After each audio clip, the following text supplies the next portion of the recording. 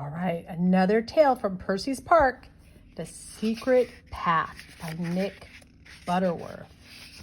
Oh, there's a secret path? Oh, look at those animals.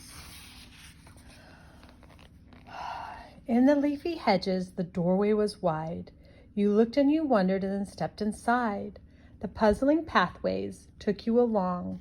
A turn to the right turned out to be wrong. But when all that seemed left turned out to be right, you entered the center, a wonderful sight. But now comes the hard part, to find the right track, to trace your steps, the secret path back. That maze is a trickster, of that there's no doubt. The maze let you in, but it won't let you out. I know it's a shame, said Percy the Park Keeper to his small friend. Percy had been looking after a young squirrel who had fallen out of a tree and hurt his arm. And I bumped my nose on Thursday, went on the squirrel. I see, said Percy, who was not really giving the squirrel his full attention. Percy was busy searching for something. Aha! Here it is, said Percy. String. We'll need this today. As Percy and the squirrel trundled their way across the park, they didn't notice a group of friends hiding behind a tree. I have been meaning to fix up the old maze for ages, said Percy. The hedges are terribly overgrown. Percy's going to work on the maze, said the fox. Let's race in there and have some fun, said the badger, and he began to whisper excitedly. The others squeaked with delight as they listened. Only the hedgehog wasn't so sure. He found the maze rather confusing. I don't think I'll come, he said. I've got something to do. Percy parked his wheelbarrow by the entrance of the maze. Aren't you worried about getting lost in the maze? The squirrel asked. Well, that's why I need the string, said Percy. I leave a trail of string from where I'm working back to the entrance of the maze. That way I can't get lost, you see? The squirrel didn't really see because she wasn't really listening. I'm not sure if I like spring or autumn best, he said. At the back of the maze, a line of animals was disappearing one by one into the thickest hedge. We'll go right to the middle and wait for Percy, whispered the badger.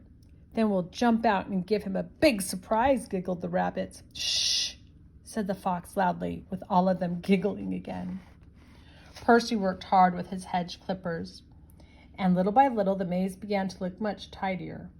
All the time, Percy followed his string in the maze. What did he make right there out of that? Did you know that's an art form called topiary? It's when you make animal shapes or different shapes out of plants. By now, the surprise party had made its way to the center of the maze, where they stood on a stone bench. The bench had been carved to look like a lion. At first, the animals waited eagerly for Percy to come. But Percy took longer than expected, and soon they began to yawn. And they began to fall asleep. Percy's hedge clippers clacked on and on, only stopping now and then when Percy went to dump a barrow load of clippings. As Percy pushed his empty wheelbarrow back towards the maze, the hedgehog called to him. Hello, Percy. Did you get a big surprise from the animals in the maze? A big surprise? Percy stopped and smiled. Not yet, he said. Uh-oh, did the hedgehog accidentally ruin the surprise?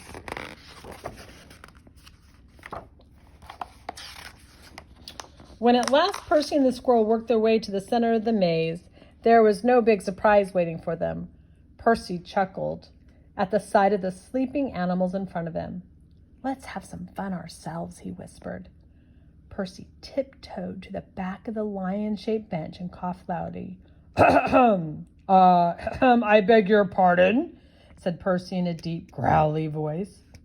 The fox opened one eye.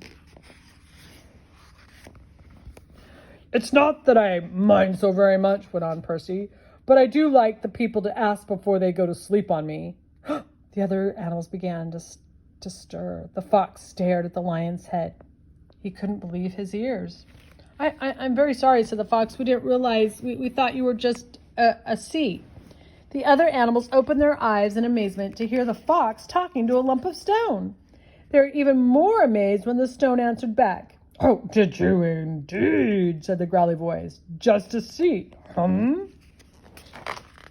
Oh, we're very sorry," said the fox. Will you tell us your name?"